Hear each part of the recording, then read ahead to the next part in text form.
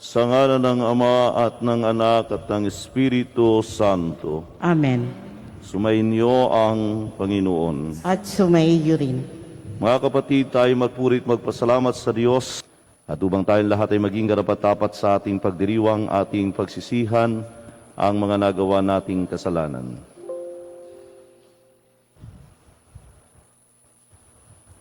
Inaamin ko sa makapangyarihang Diyos at sa inyo mga kapatid na lubha ako nagkasala sa isip, salita at sa gawa sa aking pagkukulang, kaya sinasamo ko sa mahal na Birheng Maria, sa lahat ng mga anghel at mga banal, at sa inyo mga kapatid na ako ay panalangin sa Panginoong ating Diyos. Kaawaan tayo ng makapangyarihang Diyos, patawarin tayo sa ating mga kasalanan, patnubayan tayo sa buhay na walang hanggan. Amen.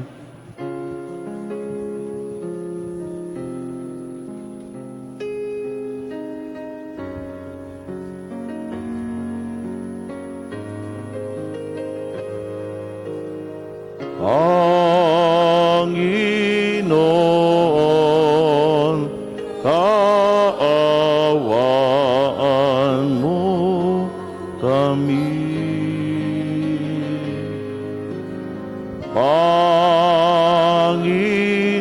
Panginoon, kaawaan mo kami. Kristo, kaawaan mo kami. Kristo, kaawaan mo kami.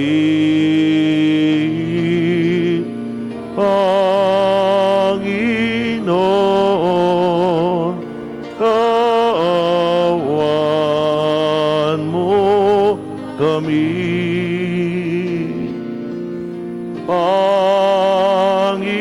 Panginoon, kaawaan mo kami. Papuri sa Diyos sa kaitaasan.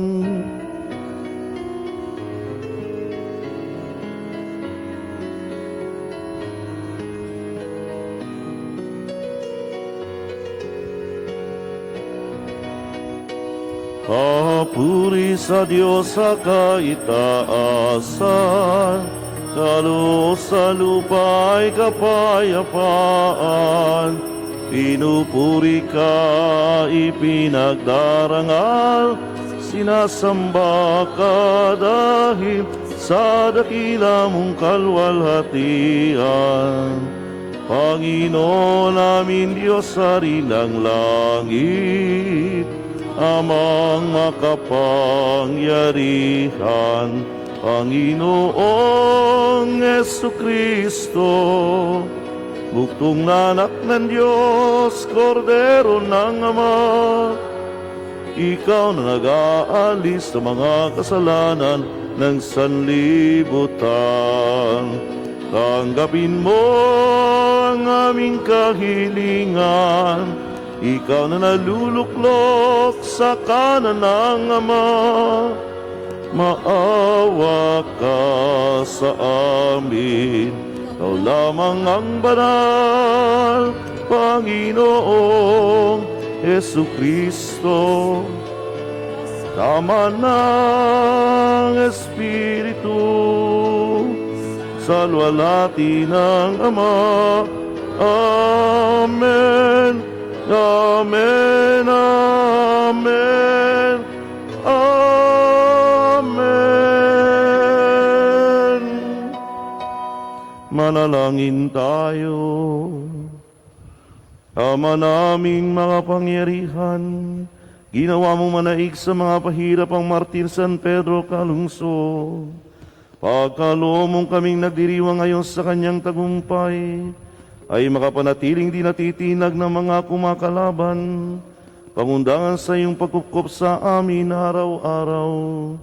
sa pamamagitan ni Hesu Kristo, kasama ng Espiritu Santo, magpasawalang hanggan.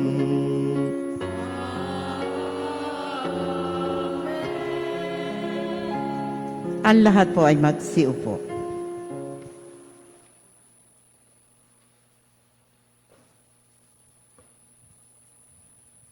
Pagbasa mula sa sulat ni Apostol San Pablo sa mga taga-Epeso. Mga kapatid, ako na isang bilanggo dahil sa Panginoon ay namamanhik sa inyo na mamuhay kayo gaya ng nararapat sa mga tinawag ng Diyos. Kayo maging mapagpakumbaba, mabait at matyaga. Magmahalan kayo at magpaumanhinan. Pag sumakita ninyong mapanatili ang pagkakaisang mula sa Espiritu sa pamamagitan ng buklod ng kapayapaan. Iisa lamang ang katawan at iisa rin ang Espiritu. Gayon din naman, iisa lamang ang pag-asa ninyong lahat, dulot ng pagkatawag sa inyo ng Diyos. May isa lamang Panginoon, iisang pananampalataya at isang binyag. Isang Diyos at Ama nating lahat. Siya'y higit sa lahat, gumagawa sa lahat, at sumasa lahat. Ang salita ng Diyos. Salamat sa Diyos. Panginoon, ang bayan mo ay dumudulog sa iyo. Panginoon, ang bayan mo ay dumudulog sa iyo. Ang buong daigdig lahat ng naroon, may-ari ang Diyos ating Panginoon. Ang mundo'y natayo at yaong sandigay, ilalim ng lupa, tubig kaliliman. Panginoon, ang bayan mo ay dumudulog sa iyo. Sino ang marapat umahon sa burol? Sa burol ng poon, sino ngang aahon? Sinong papayagang pumasok sa templo? Sinong tutulutang pumasok na tao? Siya na malinis ang isip at buhay, na hindi sumasamba sa Diyos-Diyosan, tapat sa pangako na binibitiwan. Panginoon, ang bayan mo ay dumudulog sa iyo. Ang Panginoong Diyos, pagpapalain siya, ililigtas siya at pawawalang sala. Gayon na sino mang lumalapit sa Diyos, silang lumalapit sa Diyos ni Jacob. Panginoon, ang bayan mo ay dumudulog sa iyo. Ang lahat po ay magsitayo.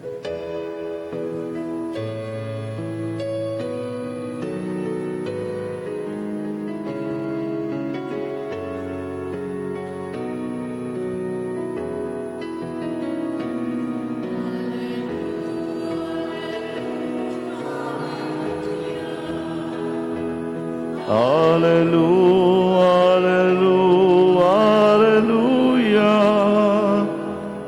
Purihin ang Diyos.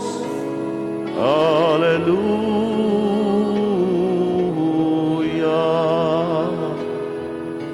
Purihin ang Diyos. Hallelujah.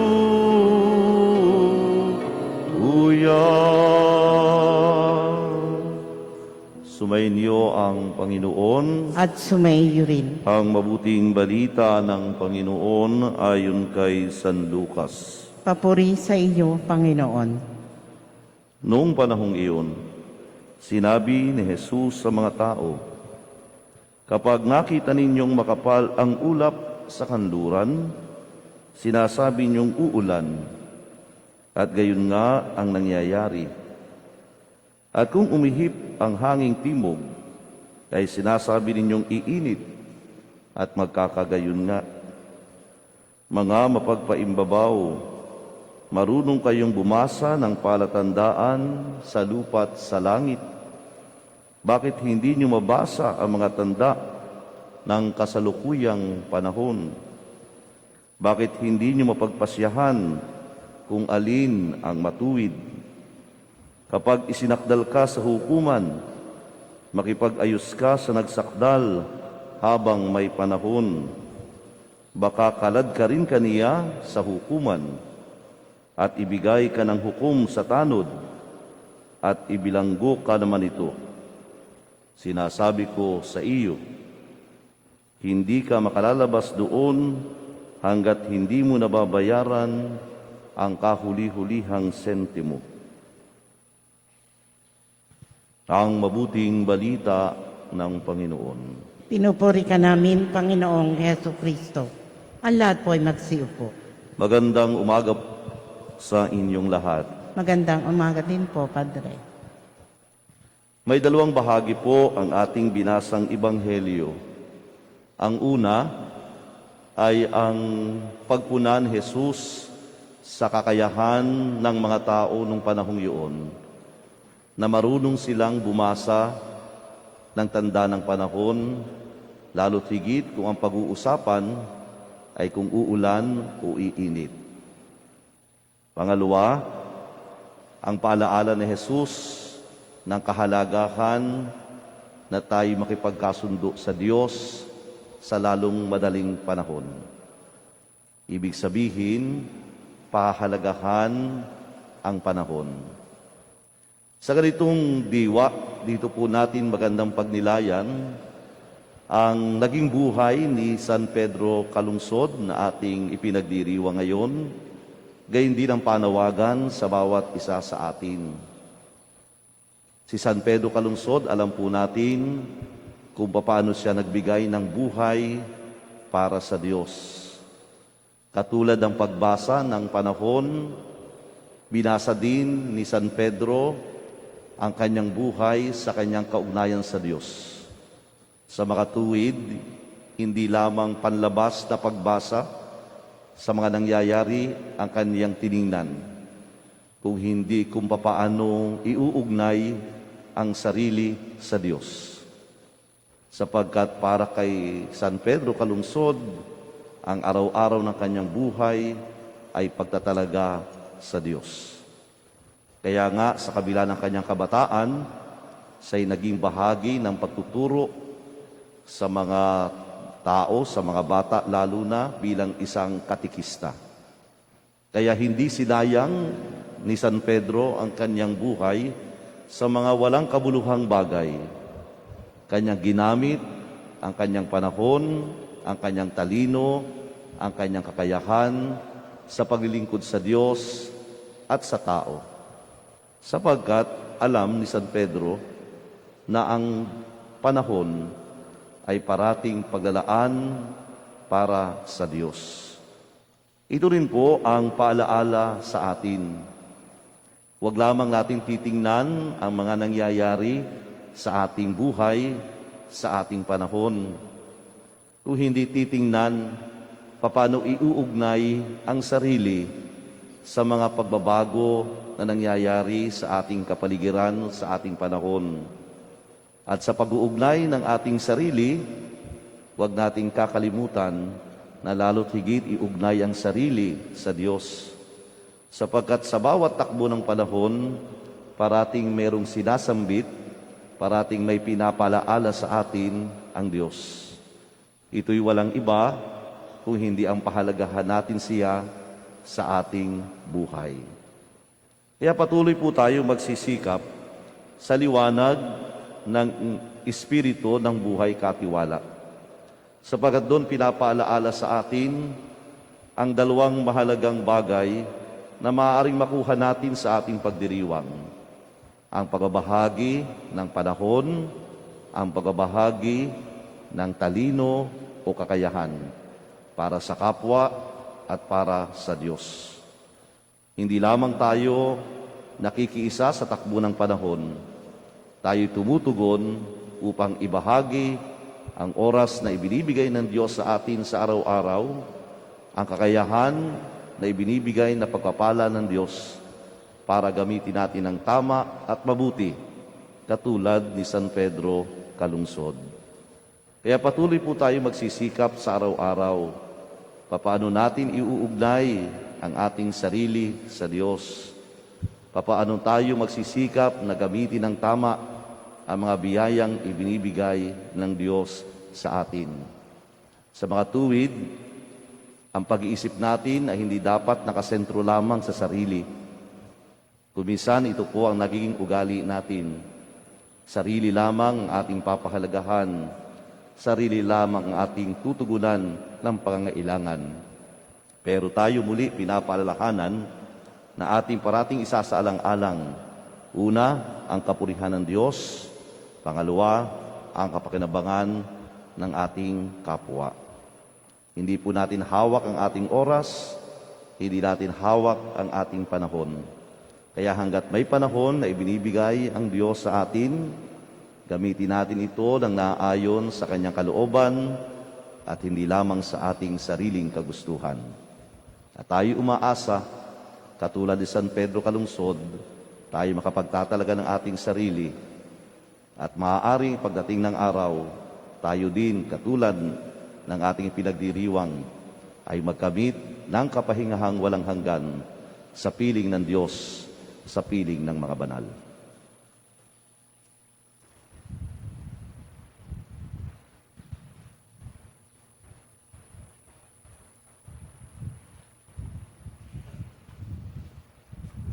Ang lahat po ay magsitayo.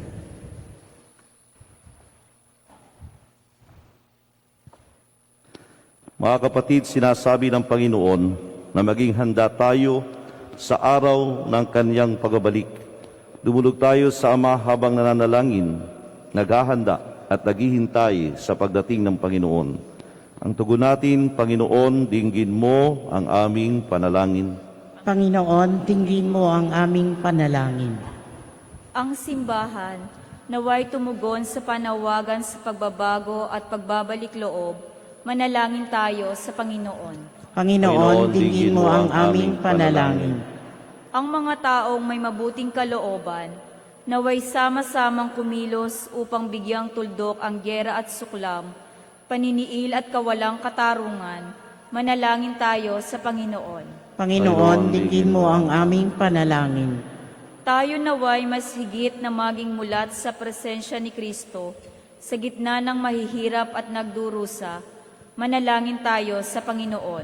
Panginoon, dinggin mo ang aming panalangin. Ang mga may sakit, naway mabigyan ng lakas at pag-asa. Manalangin tayo sa Panginoon. Panginoon, dinggin mo ang aming panalangin. Ang ating mga kaibigan at kamag-anak na yumao, naway tumanggap ng walang hanggang kaligayahan sa piling ni Kristo. Manalangin tayo sa Panginoon. Panginoon, dinggin mo ang aming panalangin. Makapangyarihang Ama, pakinggan mo ang aming mga panalangin. Buksan mo ang aming mga mata sa iyong presensya. Gawin mo kaming malapit sa iyo araw-araw. Hiling namin ito sa pamagitan ni Kristong aming Panginoon. Amen. Ang lahat po ay magsiupo.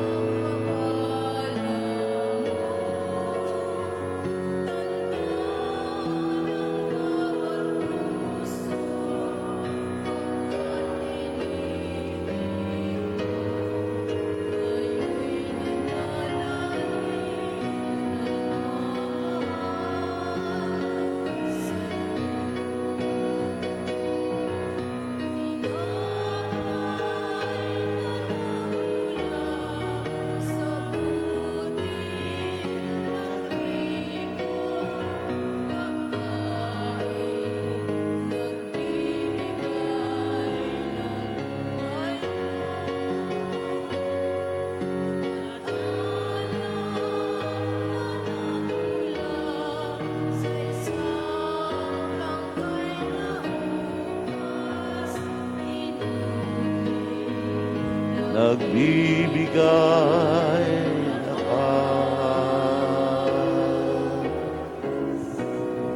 Magsitayo po ang lahat. Manalangin kayo mga kapatid upang paghahain natin kalugdan ng Diyos sa mga makapangyarihan. Tanggapin nawa ng Panginoon itong paghahain sa iyong mga kamay, sa kapurihan niya at karangalan sa ating kapakinabangan at sa buong sambayanan niyang banal. Ama naming lumikha, pakabanalin mo at basbasan ng mga alay na nakahanda upang palabin ito ang aming diwa sa lingas ng pag-ibig mo na nagdulot ng tagumpay sa pagpapakasakit ni San Pedro Calungsod sa pamamagitan ni Hesu Kristo kasama ng Espiritu Santo magpasawalang hanggan.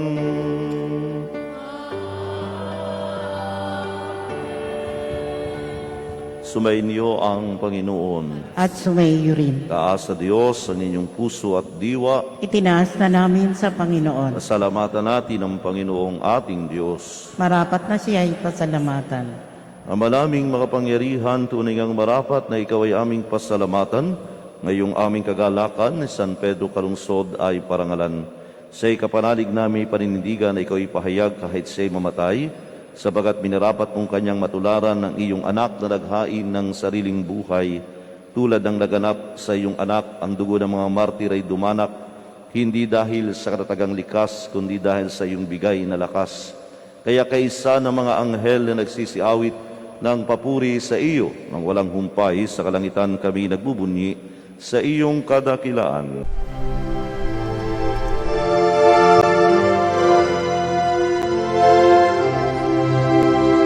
Santo, Santo, Santo, Panginoong Diyos makapangyarihan, napupuno ang langit at lupa ng kalwalhatian mo. Hosana sa kaitaasan, pinagpalang na paririto sa ngalan ng Panginoon. Hosana sa kaitaasan.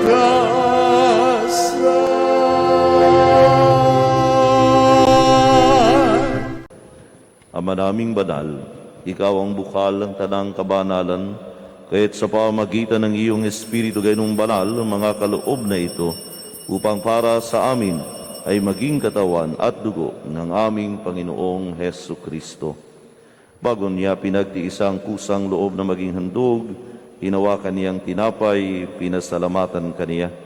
Pinaghati-hati niya iyon, iniabot sa kaniyang mga alagad at sinabi, tanggapin ninyong lahat ito at kanin. Ito ang aking katawan na ihahandog para sa inyo.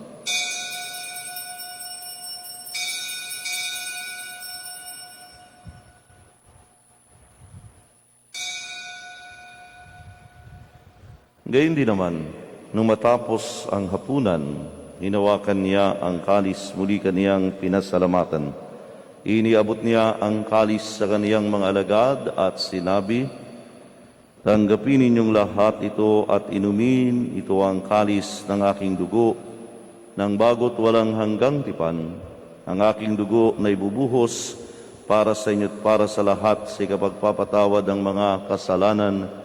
Gawin ninyo ito sa pag-alala sa akin.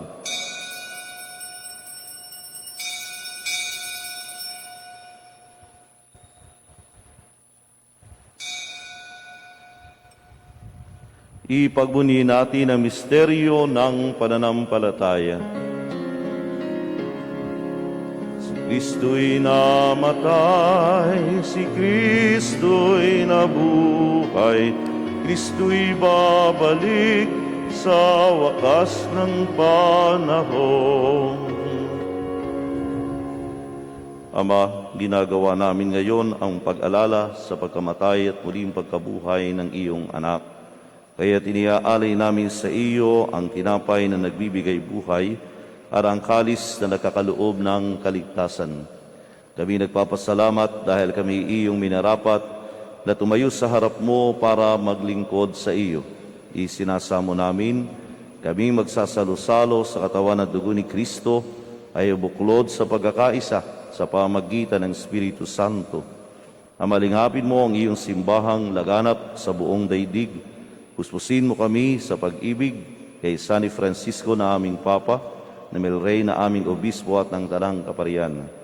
Alalahanin mo rin ang mga kapatid naming nahimlay, may pag-asang sila'y muling mabubuhay, gayon din ang lahat ng mga pumanaw.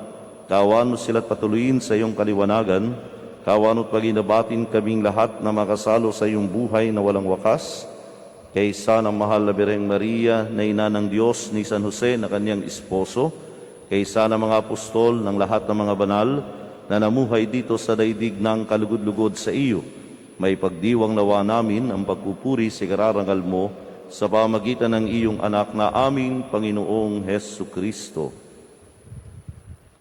Sa pamagitan ni Kristo, kasama niya at sa Kanya, ang lahat ng parangal at papuri sa iyo, Diyos amang makapangyarihan, kasama ng Espiritu Santo, magpasawalang hanggan. Amen. Amen. Amen. Magsitayo po ang lahat. Taglayang pag-ibig sa Diyos, sama-sama tayong tumawag sa ating Ama sa langit.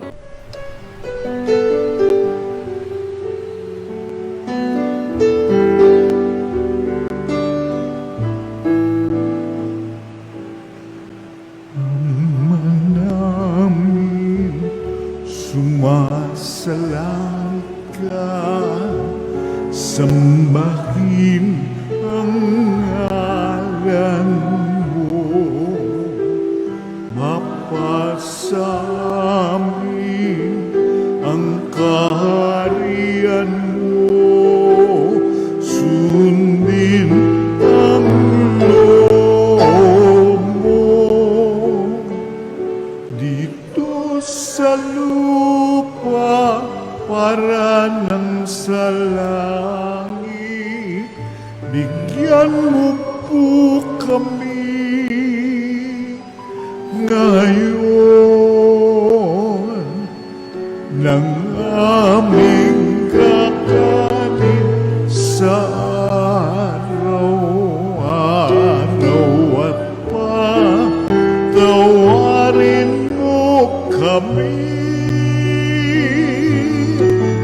sa aming mga sala, para ng pagpapatawan namin sa nagkakasala sa amin, at huwag mo kaming ibang dulot sa tukso, at yadya mo kami sa lahat ng masama.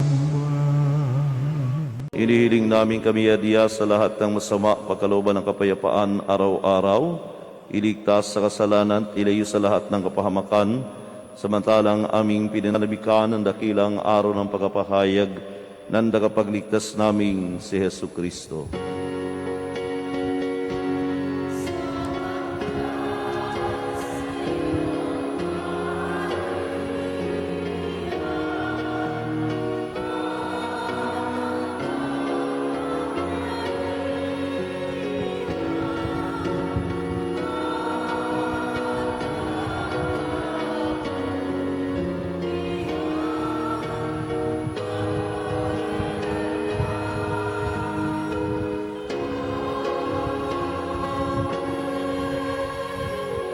Panginoong Jesucristo, salamin mo sa iyo mga apostol, kapayapaan ang iniiwan ko sa inyo, ang aking kapayapaan ang ibinibigay ko sa inyo. Tunghayan mo ang aming pananampalataya at huwag ang aming mga pagkakasala. Pagkalooban mo kami ng kapayapaan at pagkakaisa ayon sa iyong kalooban, kasama ng Espiritu Santo magpasawalang hanggan. Amen. Ang kapayapaan ng Panginoon ay laging sumainyo, At sumaiyo rin. magbigayan kayo ng kapayapaan sa isa't isa.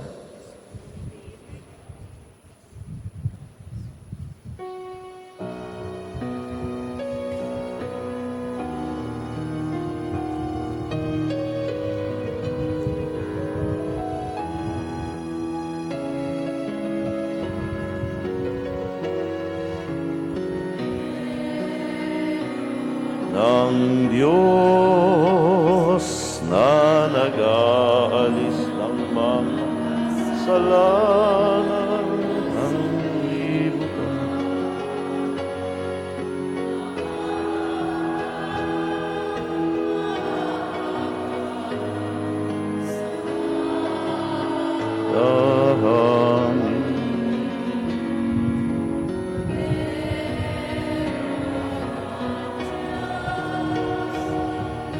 Nag-aalis ng mga kasalanan ng sanlibutan. Maawa ka sa amin, Kordero ng Diyos na nag-aalis ng mga kasalanan ng sanlibutan. Ipagkaloob mo sa amin ang iyong kapayapaan.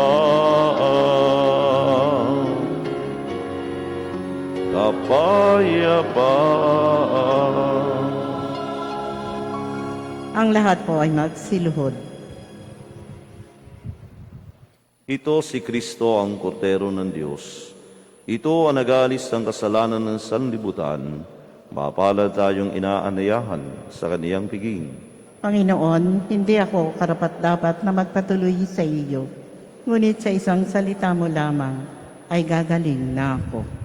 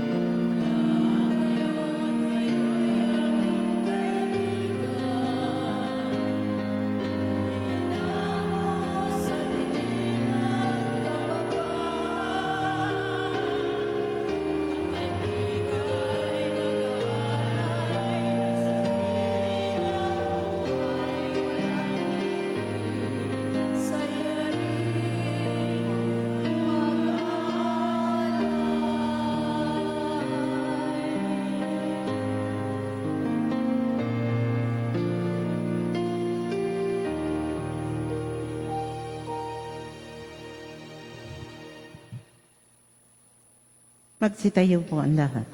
Manalangin tayo. Ama naming mapagmahal, ang tinanggap naming banal na paikinabang ay makapagdulot nawa sa amin ng katatagan na nagkaloob ng katapatan sa paglilingkod at tagumpay sa pagtiis ng pagsubok sa iyong martir na San Pedro kalungsod. Sa pamamagitan ni Hesu Kristo, kasama ng Espiritu Santo, magpasawalang hanggan.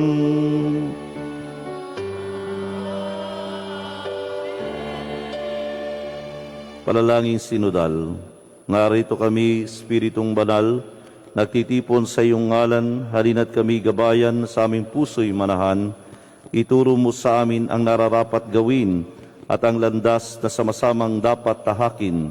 Huwag mong hayaang kaming makasalanay magwaksi ng katarungan at kumiling kanino man. Sa iyo nawa kami ganap na magkaisa at hindi mawalay sa katotohanan. Lahat ng ito'y hiling namin sa iyo, kumikilos sa lahat ng puwang at panahon, kaysa ng Ama at ng Anak, magpasawalang hanggan. Amen. Ang lahat po ay magsiupo. Sa mga nagdiriwang ng kanilang kaarawan, anibersaryo ng kanilang kasal, pupunta sa ibang bansa at kukuha ng pagsusulit. Pumunta po dito sa unahan para po sa panalangin at pagbabasbas.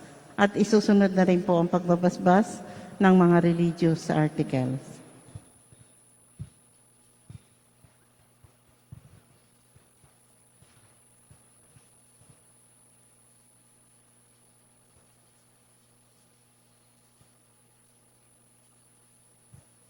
Manayang pagmahal sa nagumula ang lahat ng mabuting bagay, hiniling namin, basbasan mo ang aming mga kapatid na nagdiriwang ng kaarawan, anibersaryo ng kasal, nakatakdang ibang bansa, sa ilalim sa pagsusulit at sa iba't ibang pangangailangan. Pagkalooban sila pa sa mahabat makahulugang buhay, mabuting kalusugan, mapayapang kalooban, maliwanag na kaisipan, mga tapat na kaibigan, maayos na hanap buhay, kaligtasan sa anumang kapahamakan. Basbasan mo rin ang kalanggaway at hadikain upang iti matupad ayon sa iyong kalooban. Pagpalain mo rin ang kalang angkan at mga mahal sa buhay, higit sa lahat patagin sila sa pananampalataya, patibayin sa pag-asa, pag-alabid sa pag-ibig. Hiling namin ito sa pamagitan ni Kristong aming Panginoon. Amen. Naway gawaran din ng Diyos ng pagkapala ang mga kasangkapan sa panalangin, upang ang mga ito'y maging gabay sa pagtaak sa kabanalan, paghahangad ng buhay sa kalangitan, sa pamagitan ni Kristo kasama ng Espiritu Santo, magpasawalang hanggan. Amen.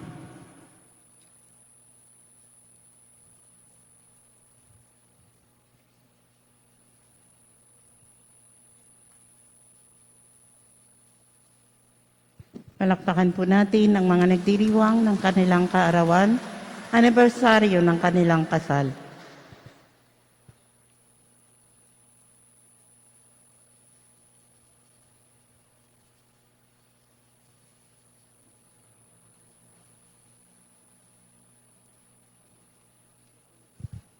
Magsitayo na po ang lahat.